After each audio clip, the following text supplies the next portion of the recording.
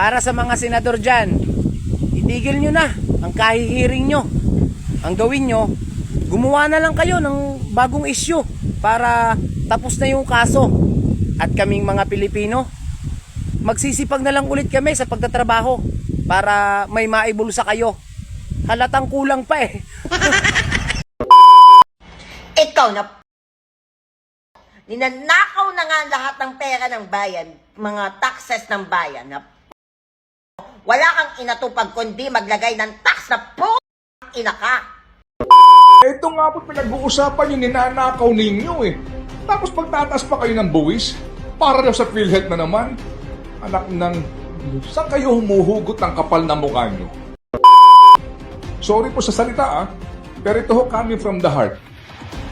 Saan kayo kumukuha ng kapal ng mukha ninyo? Sa gitna ho ng anomalya. Kapal na mukha nyo! Na trilyong piso, magbubuwis ka na naman? Ang mga dating adik nagbalik loob sa pagiging adik. Yung mga dating takot, ang lalakas na ng loob. Ang mga pusher, di na nagpo-push back. Ang mga user, himbis gamutin, binigyan ng alibay. Durog na ang Pilipinas. Sa Pinas, ang tumatakbo sa politika is hindi para sa mamamayan, kundi para sa kaban ng bayan, para sila magpayaman. Hanggang kailan kayo magbubulag-bulagan, ha? Kailan niyo pakikinggan ang sigaw at hinaing ng taong bayan? Lumabas ako ng bahay, sabi sa akin ng inggitera, mukha kang tanga sa TikTok. Ano naman? Alam mong sabi ni PBBM, ano daw nangyari sa bansang Pilipinas? President, wag kami ang tanungin mo ang sarili mo, ano bang ginawa mo sa bansang Pilipinas at bakit nagkaganyan? Wala pang nakukulong sa flood control Ilang nga, mag-isang buwan na ba yung investigasyon? Ang daming ebidensya, wala pang nakukulong? Alright! Kapag politiko ang na-involve, may due process, may karapatan sila. Pero pag mga individual na ordinary na mga tao ang nagkasala, wala ng due process. Mabilis pa sa alas 4. Huli ka kaagad and kulong ka kaagad. Ganon kabilis. Ganon ang batas ng Pilipinas. Ang batas doon is hindi pantay, kundi para sa mahirap lang talaga, para lang sa mga ordinaryong tao. Ano na nangyari sa hearing dyan sa Pilipinas? Sa Senado at saka Kongreso. Dito sa Amerika, ang mga korap dito na politician, kulong agad. Dyan sa atin sa Pilipinas, ang mga korap dyan, pag nahatulan na, punta na ng Amerika. Mga hayop na hinayupak na buhaya na yan. Aray ko. Kayong mga congressman, lumabas kayo dito at mag-rumble tayo. Kung totoong matapang kayo, dito kayo at mag-rumble tayo. Huwag kang mag-isali ang pulis, pati sundalo. Hinahamon namin kayo, rambulan. Mag-rumble tayo dito ngayon. Nakita nyo na? Yung nagrarally, kinasuhan na. Yung nanungurakot, pinag-resign lang. Yung nagrarally, ikinulong na. Yung nangurakot, malaya pa. Ayaw, di ma. Only in the Philippines. Ibang klase ang magnanakaw sa Pilipinas. Dahil pag sila'y lumabas, sa halip na hulihin, inaalalayan pa ng pulis, nakakapagwangwang pa sa kalye. Iba talaga Pilipinas Wala akong pake kung sinong ma-offend dyan, pero totoo lang to Yung mga anak ng mga korap na politiko, putang ina ang papangit. Like legit legit lang. Nangungurap na kayo, ba't hindi nyo pagandahin yung mga itsura nyo? Ba't ang sasagwa? Isipin mo nakalashes na kayo niyan nakalashes, naka-nails, pero papangit nyo pa Like legit, so napupunta yung mga investment namin sa inyo. Tsari, di ba isipin mo, ninanakaw nyo yung tax namin, tapos ang papangit nyo naman. Like, hindi nagme-make sense. Itong putang inang tong si Sara Diskaya, hindi mo alam kung nananarantado talaga o ano no? Tangina, halatang hindi siniseryoso ang batas Halatang hindi natatakot, putang inan, may pa-finger hurt pa.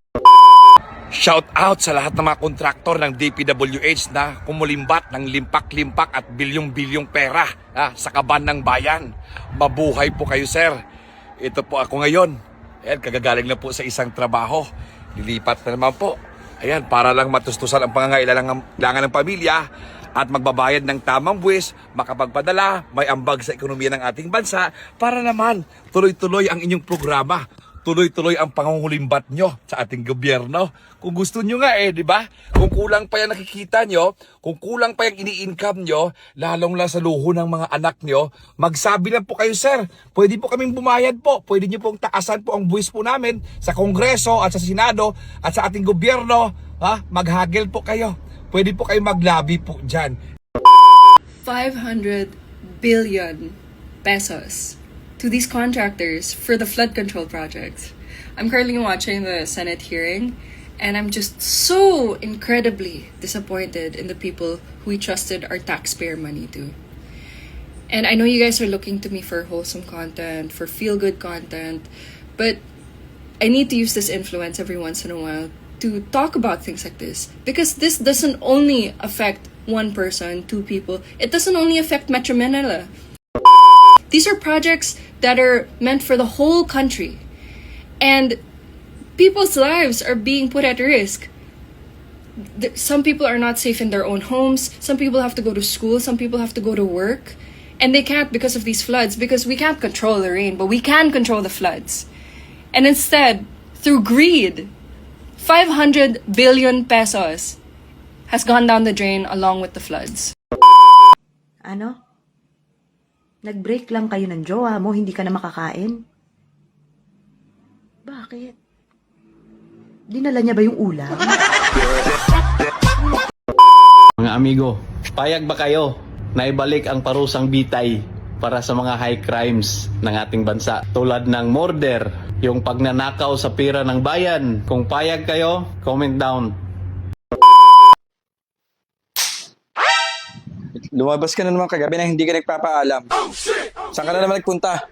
Anong lumabas? Sino may sabi sa'yo? Daming nakakita sa'yo, mga kapitbahay natin. Sinasabi, nasa labasan ka ating gabi.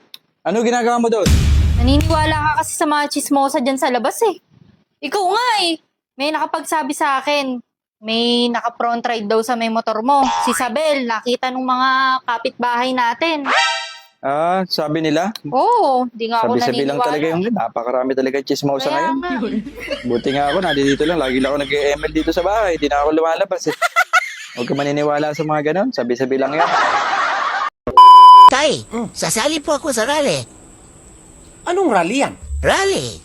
Panawagan. Para patalsikin ang mga kurap at magnanakaw sa kaban ng bayan. Uy, may permit ba kayo? Baka kayo i-arestuhin ng mga pulis. Bakit, Tay? Yun bang mga kurap at mga magnanakaw sa kaban ng bayan? Nai-permit ba sila?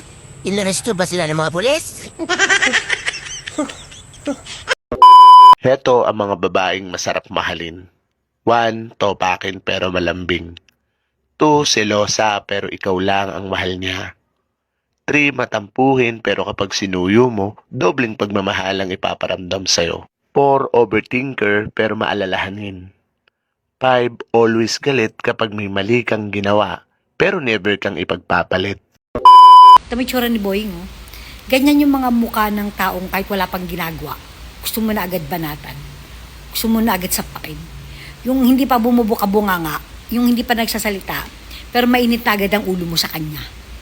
Ito yung tipo na pag nakita mo, yung itsura, gusto mo hampasin ng sapato sa muka, o kaya subuan ng takong sa bunganga. Yung ganun na itsura. Tinan mo, nakagigil ang itsura. Yung pag nakita mo, sira agad ang araw mo. Ganito yung tipo ng muka na hindi mo pwedeng pagkatiwalaan. Ganito yung tipo ng muka na putang ina, wala pang ginagawang masama. Gusto mo na agad dambayin, buntalin. Tainang yan. Boss! Ay, wala kaming order na ganito, boss! Wala kaming order na ganyan! Sino ba may sabing order nyo to? Ha? Ulam namin to, boss. Baka, ha? Baka. Baka kasi mamaya, pag ginigisa na namin, baka sabihin nyo corn beef lang. Hindi, ha? Baka to, pure baka, ha? Baka pag naamoy nyo na kasi yung aroma, baka sabihin nyo, utang. Hindi to utang, boss. Kas to, kas. Kasi kayo, boss, umaangat lang ng konti ang tao. Ang dami nyo nang sinasabi.